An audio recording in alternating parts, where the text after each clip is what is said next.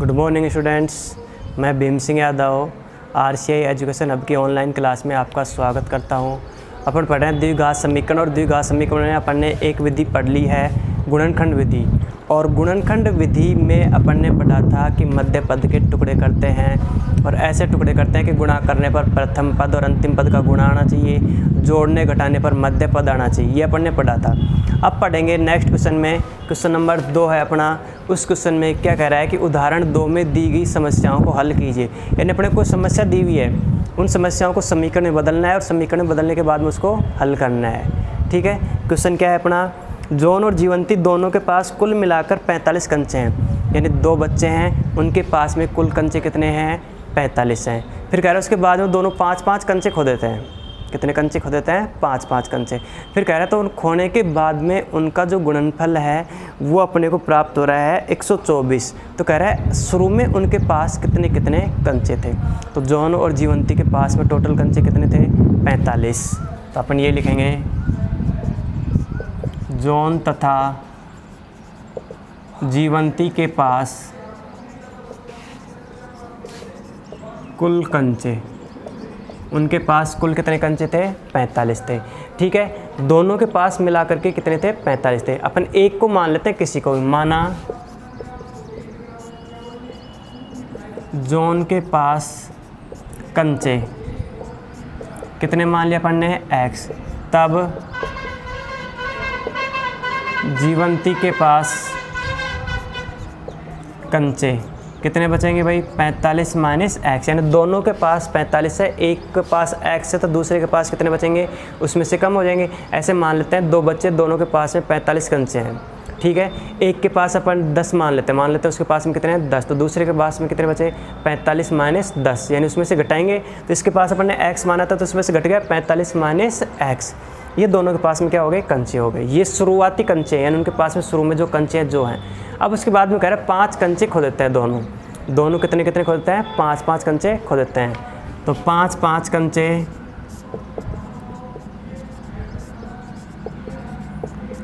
खोने के बाद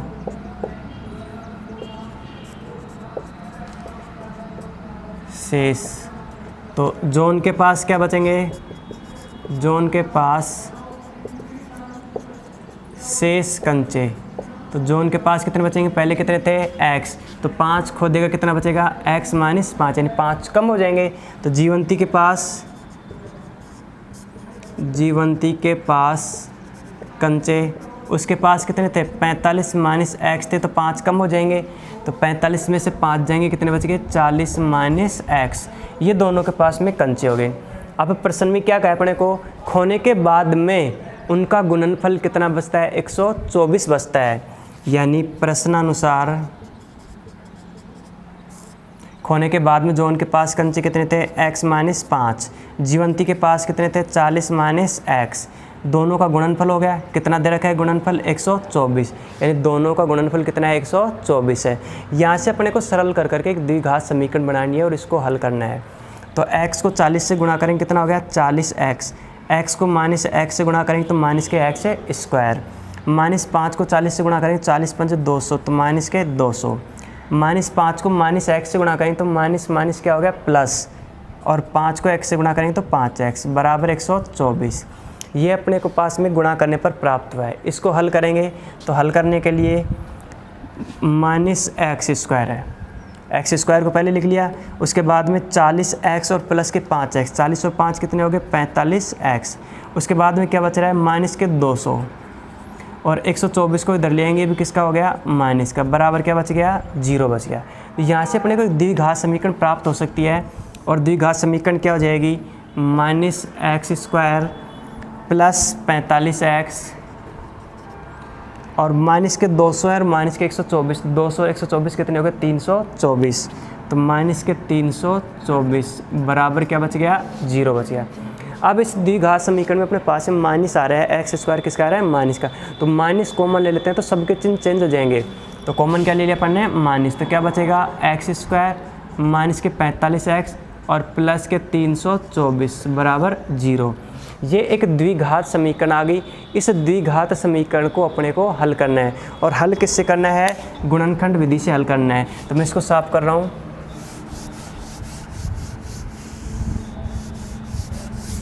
समीकरण क्या प्राप्त हुई अपने को,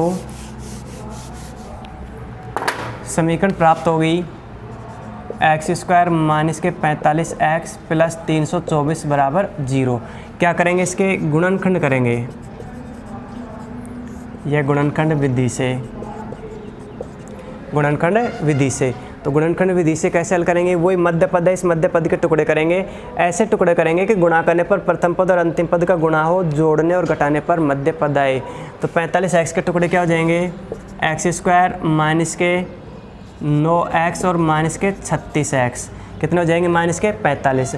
गुणा करेंगे तो 9 से 54, अपने पास में इकाई अंक कितना आ रहा है, 4 हो जाएगा, प्लस में 324 बराबर 0।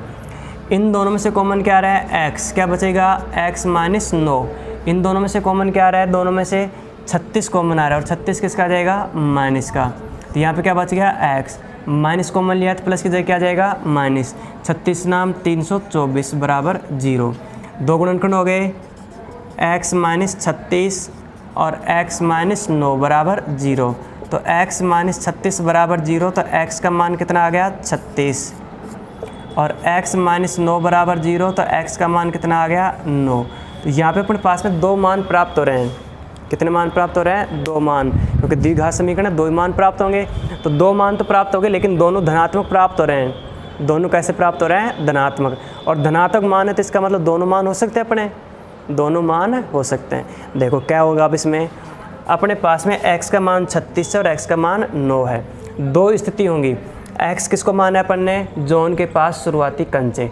मान लेते हैं अगर जोन के पास में 36 कंचे हैं, जोन के पास में 36 कंचे हैं, तो जीवंती के पास में क्या बचेंगे, दोनों के पास में 45 थे, तो 45 माइनस 36 कितने बच गए, 9 कंचे। यदि जोन के पास 9 कंचे मानते हैं तो जीवंती के पास में कितने बचेंगे, 45 माइनस 9 कितने आ जाएंगे, 36 कंचे। तो दोनों के पास में अगर ये भी मान सकते हैं अपन, ये और ये भी मान सकते हैं। तो इसका मतलब अगर ये मानते हैं तो जोन के पास, पहली स्थिति से बता रहा हूँ, अतः जोन के पास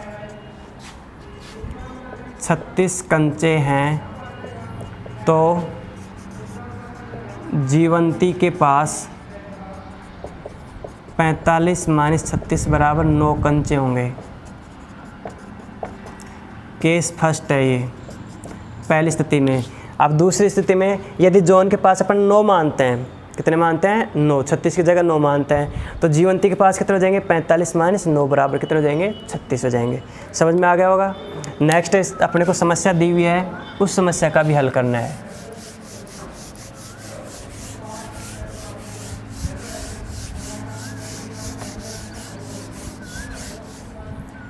दूसरा दे रहा है, एक कुटीर उद्योग में एक दिन में कुछ खिलौने निर्मित करता है। कोई कुटीर उद्योग है, एक दिन में कुछ खिलौने निर्मित कर रहा है।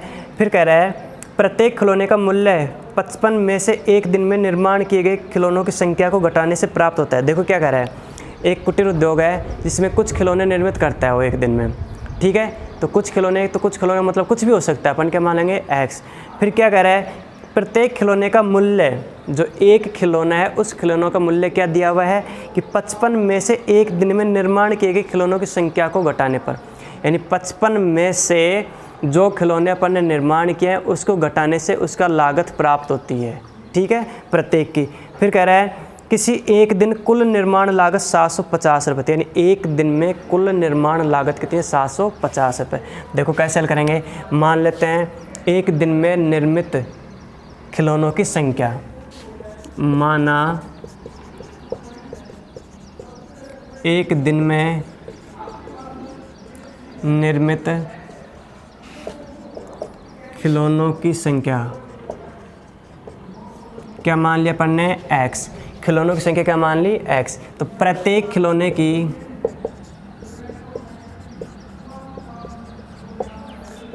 खिलौनों की लागत क्या दे रखी है अपने को, 55 में से, प्रश्न में दिया हुआ है कि 55 में से निर्मित खिलौनों की संख्या घटाने पर, निर्मित कितना माना अपन ने, x। तो x घटाने पर प्राप्त होता है, ये क्या हो गया अपनी लागत होगी, यानी एक खिलौनों की लागत कितनी होगी, 55 माइनस x रुपये, ठीक है। ये लागत होगी, तो ये खिलौनों की संख्या। फिर कह रहा है कुल निर्माण लागत कितनी है, 750 रुपये, 750 रुपये कुल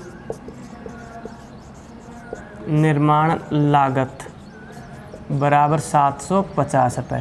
तो जो 750 रुपये कुल निर्माण लागत है किसकी है, प्रत्येक खिलौने की लागत और कुल खिलौने ये बनते, यानी दोनों का गुणनफल हो गया। तो ये हो जाएगा x 55 माइनस एक्स बराबर 750। x को 55 से गुणा करेंगे तो 55x, x को माइनस एक्स से गुणा करेंगे तो माइनस के एक्स स्क्वायर बराबर 750। ये हो गया।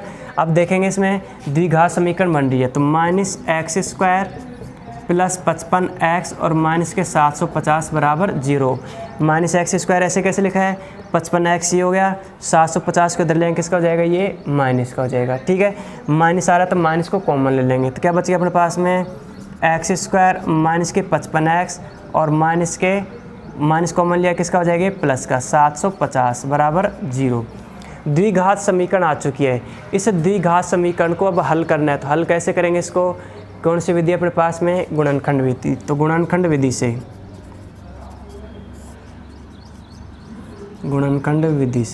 और गुणनखंड विधि से क्या था अपने पास में, मध्य पद के टुकड़े करते थे, और टुकड़े कैसे करते थे कि गुणा करने पर प्रथम पद और अंतिम पद अपने को प्राप्त हो।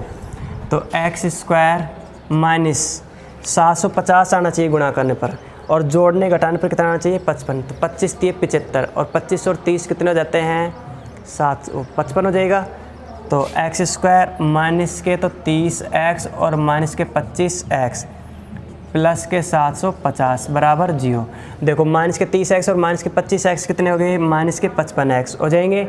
ठीक है, दोनों को गुणा करेंगे तो माइनस माइनस प्लस हो गया, और 25 3 75 750 हो जाएगा। इन दोनों में से कॉमन क्या आ रहा है, x, तो x माइनस 30। इन दोनों में से कॉमन क्या आ रहा है, माइनस के 25, क्या बचेगा, x माइनस 30 बराबर 0। ठीक है, दो गुणनखंड हो गए, x माइनस 30 और x माइनस 25, दोनों को किसके बराबर रखेंगे, 0 के बराबर रखेंगे। तो एक गुणनखंड हो गया x माइनस 30 बराबर 0, तो x बराबर क्या आ जाएगा, 30, और x माइनस 25 बराबर 0, तो x का मान कितना आ जाएगा, 25। दो मान प्राप्त हो गए, यहाँ पर भी x का मान 30 हो गया और x का मान 25 हो गया। ठीक है, दोनों मानों में x का मान 30 और x का मान 25 है। अब देखेंगे x किसको माना है, निर्मित खिलौनों की संख्या, निर्मित खिलौनों की संख्या। यदि अपन 30 खिलौने निर्मित करते हैं, कितने खिलौने निर्मित करते हैं, 30 खिलौने निर्मित करते हैं, तो उनकी लागत कितनी आ जाएगी, 55 माइनस 30 कितने रुपये आ जाएगी, 25 रुपये। यदि अपन 25 खिलौने निर्मित करते हैं, x का मान 25 मानते हैं, तो लागत मूल्य कितनी हो जाएगी, 55 माइनस 25 कितना आ जाएगा, 30 रुपये आ जाएगा। ठीक है, वो स्थिति है जो पिछले क्वेश्चन में थी। तो अपन एक को मान के चलते हैं, माना निर्मित खिलौनों की संख्या, अतः निर्मित खिलौने 30 हैं, तो लागत क्या हो जाएगी, 55 माइनस 30 बराबर 25 रुपये। कितने रुपये हो जाएगी, 25 रुपये। यदि अपन 30 खिलौने बनाते हैं तो लागत कितनी होती है, 25। यदि अपन 25 खिलौने बनाते हैं तो लागत कितनी होती है, 30 रुपये होती है। ठीक है, क्वेश्चन समझ में आ गया होगा, अच्छे तरीके से समझ में आ गया होगा। ये अपनी जो समस्या थी एग्जाम्पल 1 में, उनको अपन ने हल किया है गुणनखंड विधि से। ठीक है, आगे कुछ समस्याएं हो रहे हैं, उनको अपन नेक्स्ट क्लास में हल करेंगे। ठीक है, आज क्लास में इतना ही काफ़ी है।